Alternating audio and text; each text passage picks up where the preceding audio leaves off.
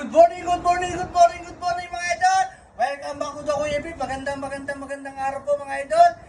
Inaanyahan po kayo ni idol na bisitahin niyo po ang aming bakery. Gising na! Mga idol, ito po ang aming mga tinapay dito. Puntahan niyo na po ang aming mga tinapay dito. Ito po ang aming mga variety. Marami po tayong mga variety rito na mapagbibigyan mga idol. Inaanyahan po namin kayo mga idol na puntahan niyo po ang aming bakery. Yun po aming mga pandesal na bagong luto na regular pandesal at saka po yung pinagmamalayo ng Kuya Pip na malunggay pandesal ni Kuya Pip. Puntahan nyo na po ang aming pandesal dito mga idol.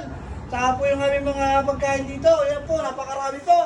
Ayan po, ito po. Saka po itong aming mga peanut butter. Ayan po, at chili garlic mga idol.